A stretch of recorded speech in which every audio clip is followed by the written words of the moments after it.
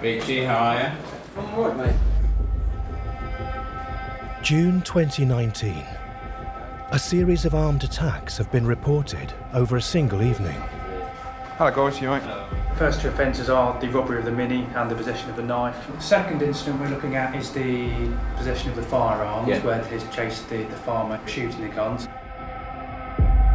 The violent rampage began when a woman was attacked in her car by two men, one armed with a knife. Norfolk Police Emergency, go ahead caller. Is that the police? Yes. I'm on Guernsey Road and a car that's been stolen off of a lady. Two young guys just got straight into it. Is she okay to speak with me? My car wasn't locked because I hadn't started the engine yet. And then the one got in the passenger seat with a knife. I heard screaming, I ran round the corner and they were pushing her off of her car. They had a knife. She was holding onto the door and they were driving away. 3 hours later, the stolen Mini turns up near a Norfolk village. A farmer's family hear gunshots nearby and go to investigate. They discover two men armed with a shotgun. As the family confront the men, they open fire and start to chase them with the gun. The family manage to escape. But the stolen Mini gets stuck in a field and the two men can't get away. So they smash their way into a nearby house and, at gunpoint, steal the keys for another car. They put a firearm, they've taken my car, they smashed the front door, there's glass everywhere, they fired a firearm, I don't know who they are. And they fired it into the house. 22 years I've lived here, nothing has ever happened like this in my entire life. Yeah, Is somebody coming?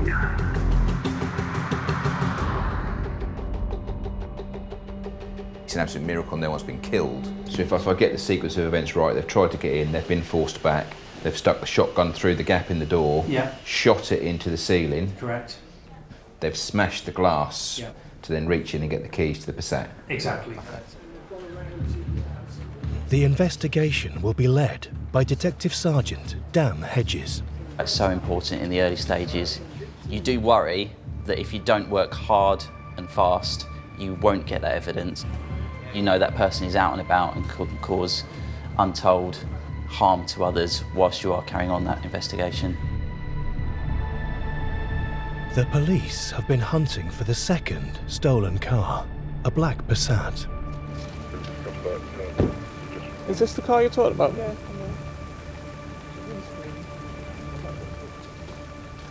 And they find it, abandoned.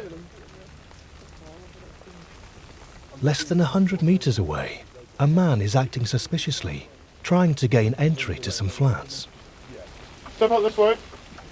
Step away from the door. Just about here for me, please, sir. Open the bin. Step away from the door. No, face him about step away from the door, you madman. Keep your hands in your pocket, step away from the door. He fits a witness description of one of the suspects. Before you get in my car, put some handcuffs on you quickly. All right? You're not under arrest. When his possessions are searched, the police find evidence to link him to the crimes. The bank card is to Tesco Club Card Bank. The bank card belongs to the victim of the carjacking of the Mini. What holiday? That makes the man, Rashal Alam, a potential suspect.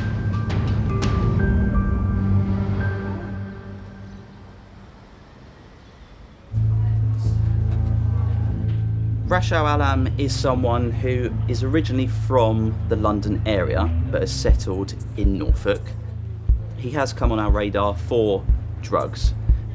Alam also has a previous conviction for a firearms offence. The detectives now have one suspect, but they need to find the identity of the second man involved. And they get a possible lead. An off-duty detective spotted a well-known local criminal, Christy Cartman, just moments before the Mini was hijacked.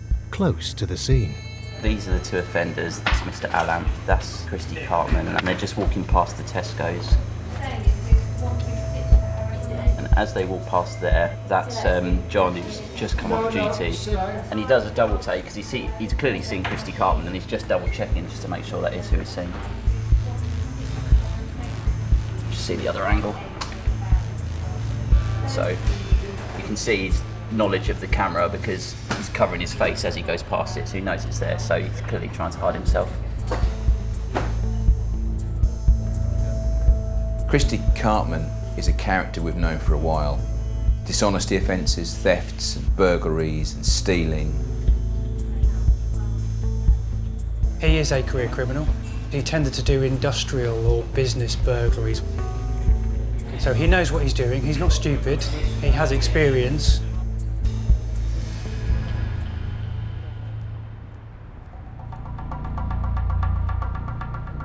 With Cartman now a suspect, the police track him down to a flat in Norwich. A full firearms team is called in, since Cartman may still have the shotgun and could be prepared to use it. Christy, keep yourself nice and calm. I want you to come to the door with nothing at all in your hands. Please, I'm not arguing. I can't find the key. I really can't find the key. Christy, listen to me now, yeah? Listen, if you don't find the key in the next 2 minutes, we're going to have to come through that door. You've got 2 minutes, my friend.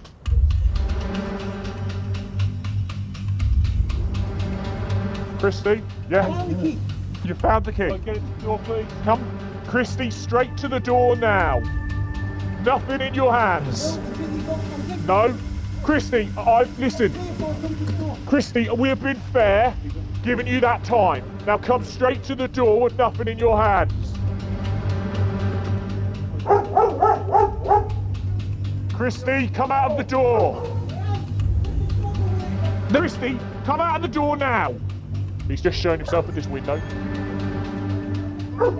He's now coming to the door. Christy, come to the door.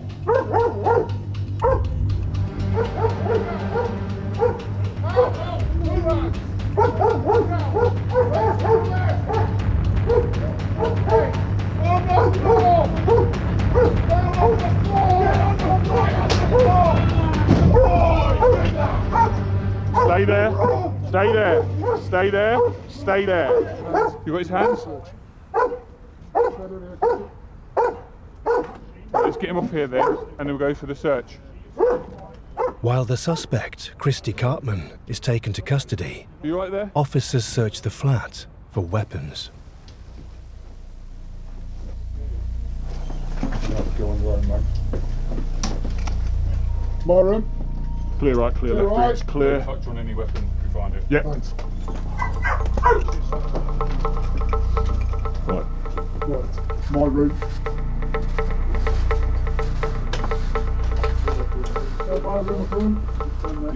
That is fucking busy. There could be a gun up here anywhere. Okay, matey. Just stand by. And eventually, a shotgun is found, hidden behind a water tank. 2 suspects are in custody.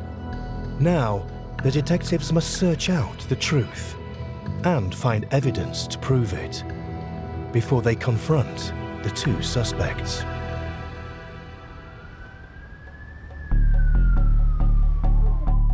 Rashal Alam and Christy Cartman must both be interviewed within 24 hours of arrest, then either be charged or released. So the detectives need strong cards to play when they confront them face to face. First interviews are going to be really crucial. It's going to be a really important part of where this case goes.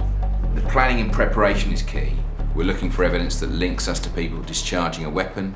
We're looking for evidence that connects people to vehicles or locations, but actually we don't know what that is. That may be something left behind, some CCTV, it could be anything. Detective Lee Mariner is pinning down the chain of events in the village where the 2 armed attacks took place. just want to see the location, the distance between where the firearm was discharged and where the Mini was discarded.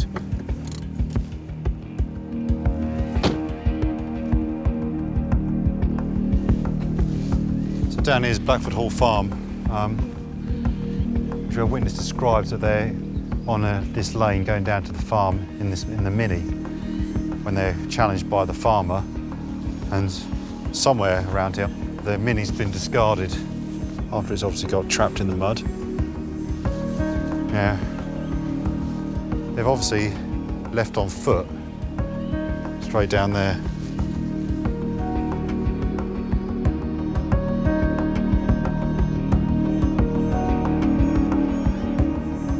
So you see in the distance, we've got the 30-mile-an-hour signs going to Stoke Holy Cross just up there.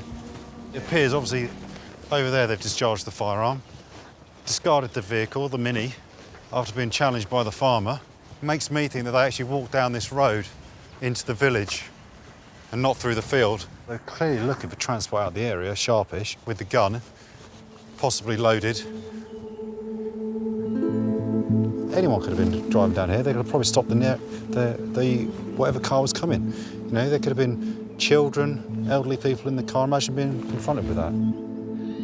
Then to break into this house and shoot the firearm in someone's house is just incomprehensible, really. As well as the shotgun, items have been recovered from the stolen cars and the crime scenes. The forensic results won't be ready in time for the interviews with the two suspects.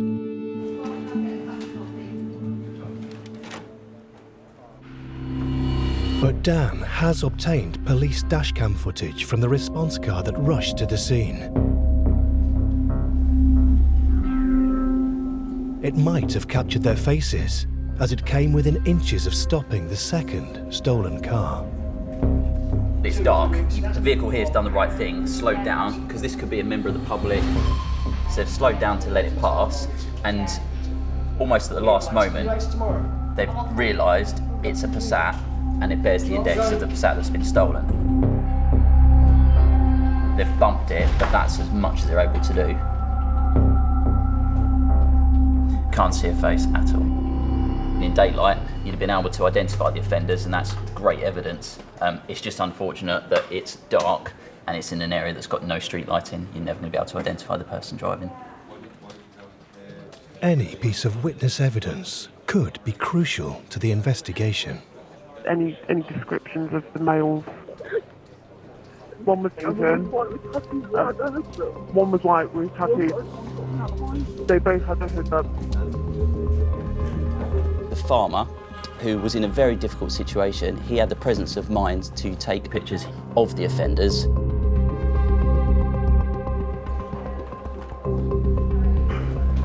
These are the pictures.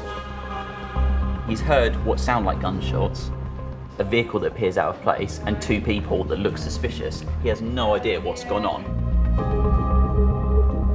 It is a fantastic piece of evidence. Unfortunately for Mr. Alam, he can clearly be seen. This just shows what an awareness Mr. Cartman has. His first thought when he's having pictures taken is to cover his face, very similar to when he's walking past Tesco's. At least you can see he's a white male. So if he hadn't have covered his face, great evidence, wouldn't have needed to do any of the forensics, but Mr. Cartman's clearly aware, knows it's very important that he doesn't get his face captured, and so he's covered it up.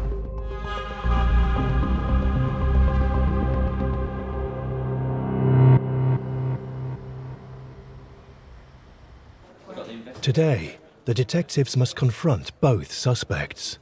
The stronger the evidence, the more cards are in their hands. We've got some excellent evidence against Alam. We've got the farmer taking the photograph of Alam in that stolen Mini. Within 100 metres of where the Passat was found, Alam was arrested. Possessions with him link him to both the Mini and the Passat. It's actually a very strong case against Alan. It's a very strong case. Yeah. Really strong case against Alan. Cartman seemed to be a bit wiser. Yeah. And he has a balaclava on his head, but it's rolled up, so it's not over his face, but it's clearly a balaclava that's rolled up. Good. But he is, again, put his hand up, covering his face for when the cameras have been taken, so he's not identifiable from that. Super, thank you for the update. Cheers, welcome. Anything more, give us a shout. Will do. Right, thank you, mate. Appreciate it. Rashal Alam is to be interviewed first. But whilst in custody, he's been spitting at officers and refusing to cooperate. We'll interview him, but I don't think he's going to be very receptive to us. I suspect we're going to know comment from him if we can actually interview him at all. We've got some good links to show that he's really involved in the case, so that's great. We can go in knowing that we're in a really good place. Alam refuses to come out of his cell to be interviewed, but the officers must still put the allegations to him. Post that was seen through recording. My name is Tim Allen, detective at Norwich CID, column 509. Yes. It's Tuesday, it is the 11th of June. Can you just state what your full name is, please? And date of birth? No? Shaking of your head, okay. Alright, so we're in the cell of Rashal Alam. So far refused to come out of the cell for anything. Your sister tried to speak to you a while ago, and you refused to speak with him. I didn't know anything wrong. Do you know anything about the robbery that happened? I'm going to Road at 1820 hours. That's the 10th of June, and that was the robbery of the black Mini. Is there anything that you can tell me about that? Do you know anything about that? Mr. Alam? I just didn't know. Okay. Were you involved in that robbery?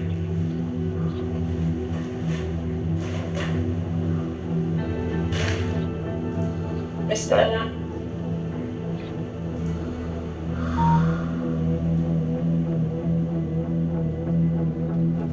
It's very rare that we actually get witnesses to actually photograph the suspect in the middle of an offence, so I'm happy that we have the right person already. The evidence we already have, I believe, is enough to charge him anyway, whether he makes any admissions or not. The interview with Christy Cartman is different to Rashal Alam because we just don't have the same level of evidence against him at this stage.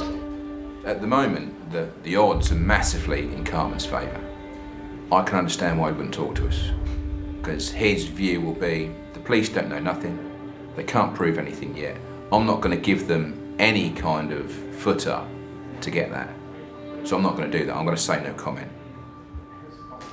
He will know or not whether he's committed these offences. He is probably trying to piece together what we actually know and how he can perhaps come up with any version of events to show he didn't have an involvement in it. I need to remind you that you are under caution, so you do not have to say anything, but it may harm your defence if you do not mention when questioned, so which you later relying in court. Anything you do say may be given in evidence. The strategy for the interview with Cartman is to cover every single element. Where was he at this time? Was he with this person? Make sure we don't miss a thing. Trying to get anything from him that can help us. If they see a particular area that the suspect is finding difficult and clearly uncomfortable because we're hitting a nail that he didn't want us to hit, then I would expect them to keep hammering that nail. Some CCTV has been located. See if you want to take a look at it. So is that you? No comment. Is it not you? Is there anything obviously you can see on there that just tell me now that is not you? No comment. Christy, were you in the area, but you haven't carried out this robbery? No comment. Because if you are, and you're just in the wrong place at the wrong time, tell us. No comment. Okay. The evidence here is pretty damning. You've been identified on the CCTV. I think from that evidence, I'm happy to say that you've done it. No comment. This is your opportunity. Okay, so we're still talking on Monday. We're now going to 9:18 in the evening and at Stoke Holy Cross. Is that you? No comment. If it's not you, do you know who it is? No comment. So did you shoot that gun? No comment. Where did you shoot it? No comment. And what was your intention here? No comment. So anything at all you can tell me about this gun being shot into this house?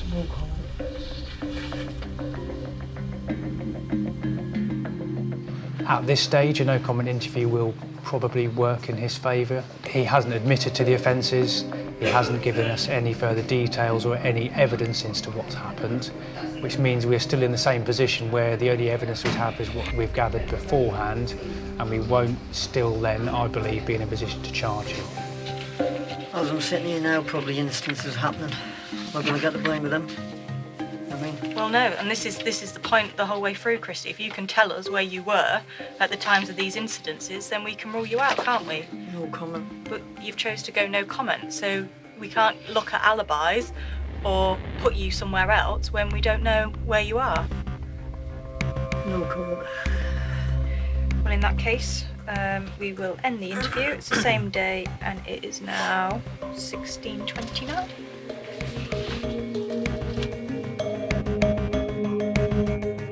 Cartman will remain in custody for now on separate, less serious charges. But the team don't yet have enough evidence to charge him for the armed robberies. We've got a really good suspicion that he's committed these really serious crimes, but we can't prove it at the moment. We need to find that crucial piece of evidence, that golden nugget. So the next time, and there will be a next time, that he sits in that interview room being questioned about these offences, we've got him.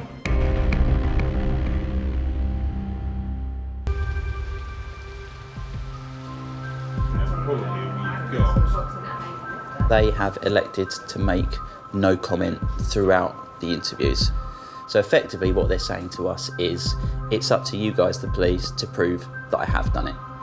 To build convincing evidence against Cartman and Rashal Alam, forensic tests on their clothing and the 2 stolen cars could be key. But with resources tight, they can't test everything. Right, guys, thank you for coming in to see us. What we want to do is have a quick catch-up. Alan's fine. Alan's pretty tight, to be fair, isn't he? Yeah, Alan's all right. He's not the issue. No. But there's got to be trying to get enough to get Christy. Yeah. And that is our main problem at the moment. The identification was negative. Yeah. And so we're struggling. So the gun is crucial, isn't it? Yeah. But we're still playing devil's advocate. The gun was found in an address that quite a lot of people have access to 3 weeks later. Yes. Yeah. So DNA-wise, from the Mini, we'll be sending the swabs of the Strongbow cat. Okay. There was false plates on the front, and there was a metal screw. So that's the Mini. That's the priority for the Mini. Yeah. I believe Christy to be the driver. We know he was the driver of the Mini. Right. And we know that the police officers, when they saw the Passat, the driver had a balaclava on. If we can show that he was wearing the balaclava in the Mini, and then post Rickle Road, we can link him to the aggravated burglary with a shotgun as well. Yeah. Thanks. Nice one, guys. Appreciate it. Cheers. Cheers. A lot of the time, people like Mr. Cartman are very clued up.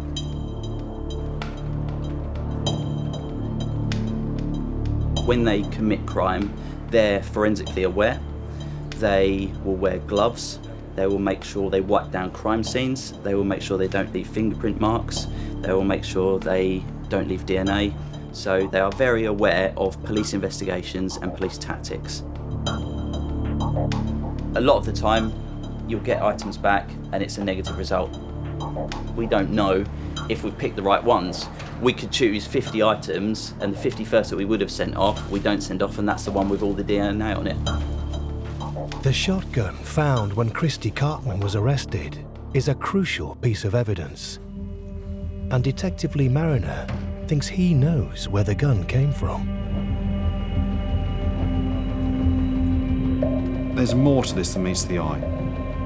These two just didn't rock up that night and start causing violent mayhem. I think they may have been responsible for a whole string of violent burglaries. 2 weeks before the armed rampage, 2 men smashed their way into a house in a Norfolk village. There was a woman alone inside. One man held her hostage with a machete, while a second ransacked the house. They stole jewellery and £4,000 in cash. So this is where your sister was? Yes. Yeah. They held her here. Held One her of here them the whole stayed time. here with a hand over her mouth for about an hour and a half now. Yeah. Well, the other one ransacked the house. The thieves also stole a shotgun that was locked in a gun safe and concealed in a cupboard. The gun safe was here. I think, from what I can see, this has been sawed through and taken the whole floorboard with them. Yeah. A gun case was found in a tree just by the armed incident with the farmer. Lee wants to know if it matches the gun stolen at the earlier robbery. Right, so I can't take this out of the bag. Okay. It's got to be forensically preserved for the lab. Okay. All right, so is that yours? Yes. So was the gun inside this? Yes, at the time? it was. Yeah. So inside this case, Yes, it was inside the gun safe. Yes, it was. Yeah. Right. Thanks so much for your time. Thank you. The link makes Christy Cartman a prime suspect for the machete burglary as well.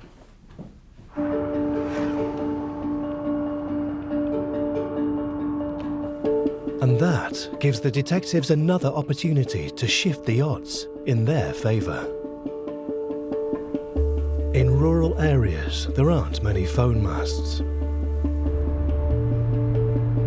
But it's still possible to track the path of individual phones as they move across the countryside.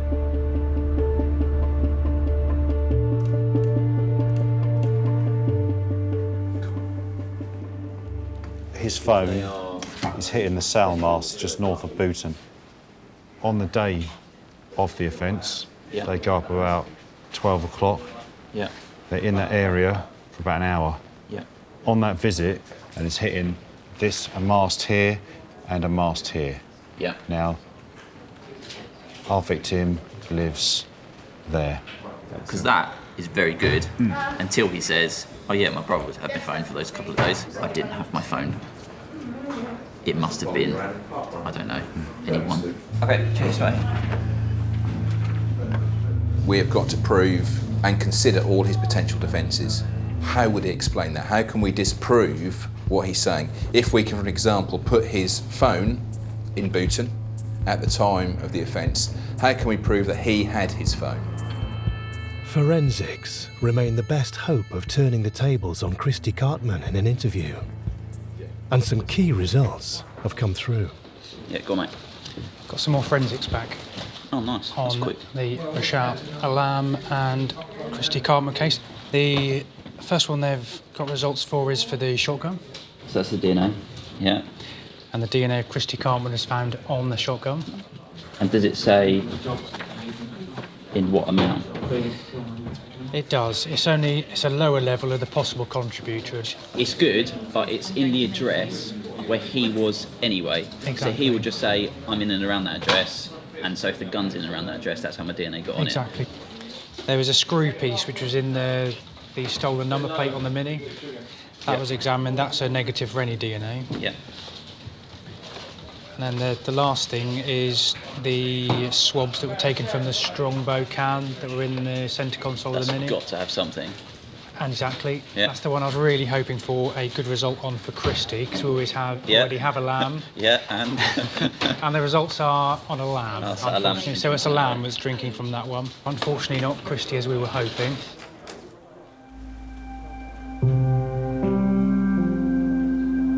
Without a doubt, I believe that Chrissy Cartman drove to Booton, smashed his way through a back door, threatened that lady with a machete, and stole those guns. Without a doubt in my mind. However, we're led by evidence. At this moment in time, I can't say that he's committed that burglary, which is a shame. All we've got at the minute is circumstantial, really. Ultimately, a defence solicitor will say, well, you've got him in the area, you haven't got him in the address. You've got that gun, but you've got no forensics linked to that gun. You cannot say that he has actually physically handled that gun. And that is our link. It's one of those things, and it's part of being a detective. It's part of what we do. For a detective, there's nothing more frustrating than someone who you know has committed a crime walks because you haven't got enough evidence. It's happened to me, it will happen again. In this case, we're really going to work hard to make sure it doesn't.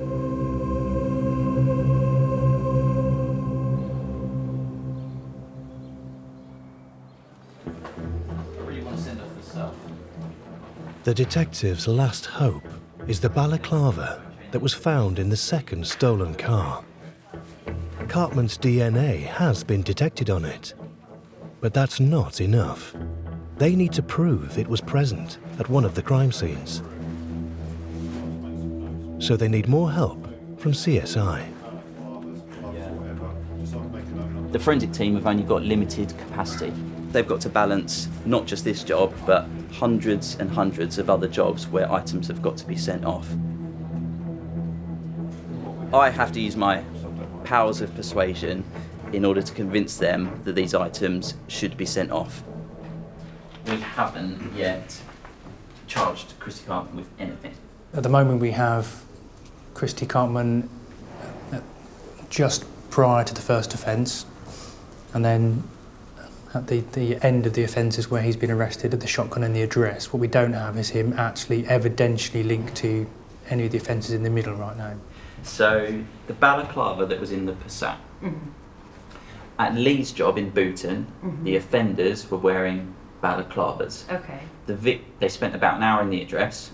The victim was pushed to the floor and she got a small cut to her lip. Didn't bleed that much, but did bleed. So what are your thoughts with regards to that balaclava and then the victim's DNA and sending that off and seeing if any of the victim's DNA is on that balaclava? I mean, that's all sorts of long shots, isn't it? It is. Hold on. Let me just see what they've said about the balaclava. I mean, that tiny little cut would have had to have the tiniest little blood project that way onto someone's face. Or, as they're pushing her to the floor, With their face. With their hands on the face, and then they've got to sort of take off their balaclava later on. That's better. I just think if it's a tiny cut on a lip, Yeah.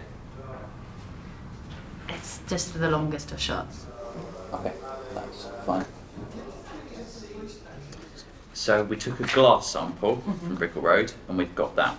So seizures from Christy Cartman. He's got 2 pairs of socks, 2 pairs of long pants and boxers, so he's obviously very cold this night. So my proposition is to send off those items for glass samples, please. You're always asking for extras. I know, but I put forward a good case. You did. Right. I think we can do a glass screen. Okay. Yeah, I think that's probably a good idea. Cool. When's the next run to the lab? What did it say? Tuesday? Tuesday today. It's Friday. So- But I don't think you'll get that turned around by Friday. It'll be next week. Fair enough. All right, we'll crack on then. Cool. Yeah. Thank you. Thank you.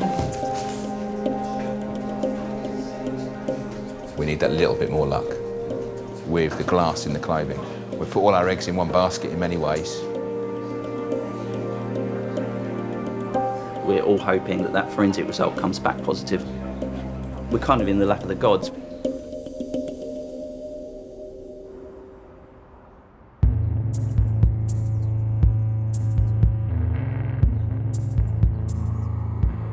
Three months after a series of violent armed robberies, detectives still lack the evidence they need to corner their second suspect, Christy Cartman. Their best hope is to prove his balaclava was present at a key crime scene, and the test results have just come through. The balaclava that was submitted, that was found in the Passat, that we already know has Christy Cartman's DNA on it. Yep. That was sent off for analysis with the glass. Yep. They've got 10 samples of glass, and of the 10 they've looked at, 9 of them match the type of glass that come from Brickell Road. Exactly, so that's a high percentage of that glass is from that crime scene. That's an excellent result for us. Awesome. Okay, cool. Thanks, mate.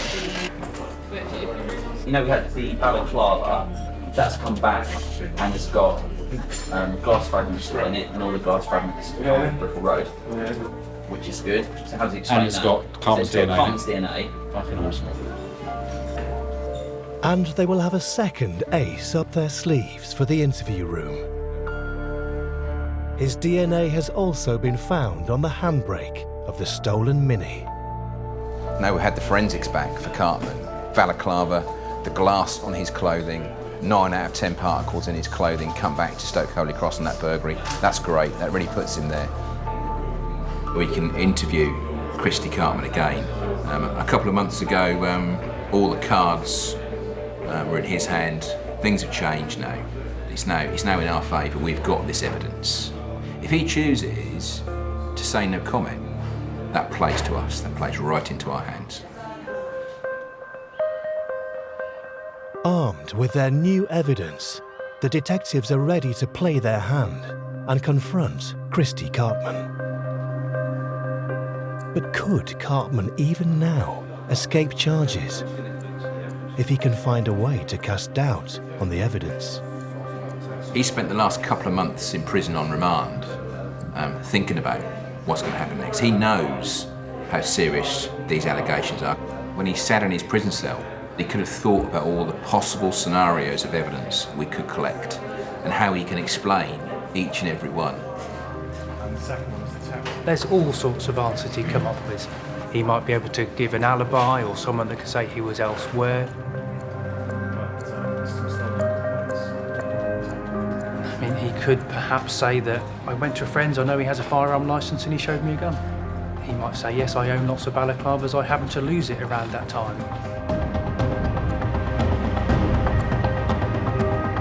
If the jury have a doubt, then the law says they should find them not guilty.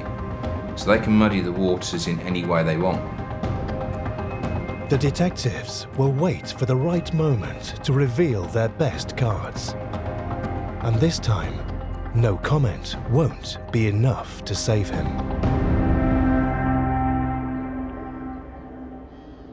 Some noises and says it's recording. So. Okay, Christy, this interview is being recorded on the body-worn camera.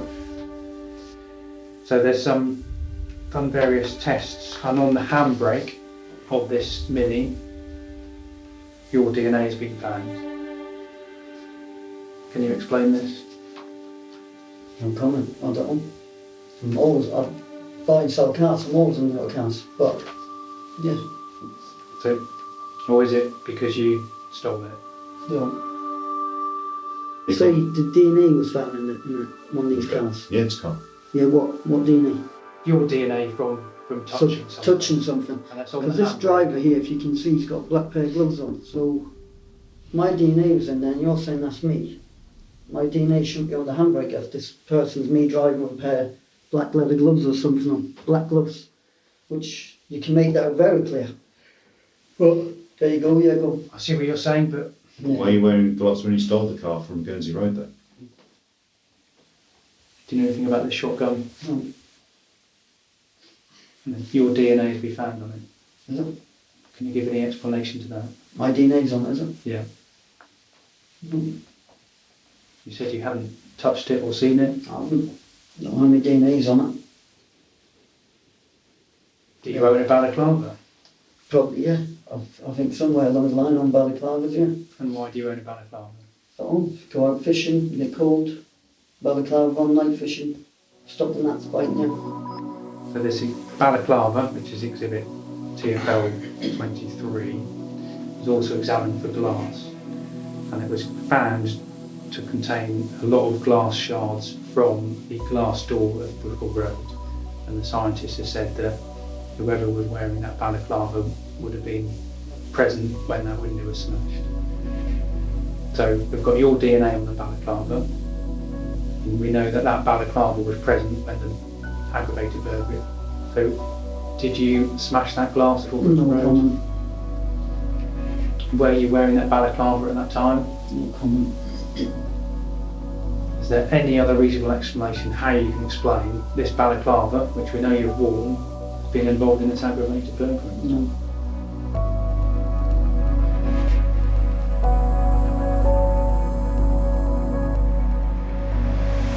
Do you see how this looks, Chrissy? That's what I'm saying.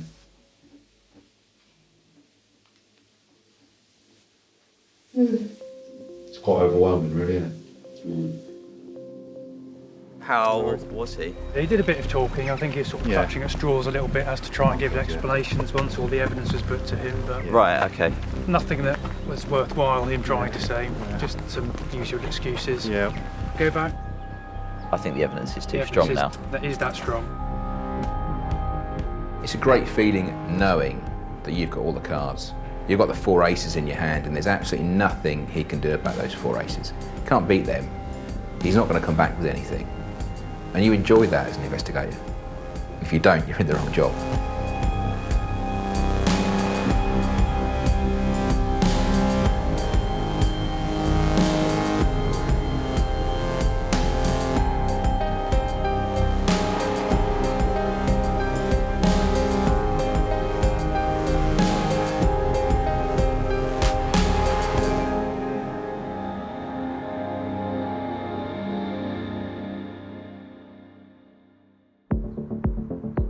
Burglary in progress. Burglar is in the property. He has a crowbar. Oh my God. Next time. They took all my iPads and everything. A one-man crime wave hits Norwich. Beautiful Quebec 550, all you stay away. Got the nearest DRG units at the moment about to apprehend him.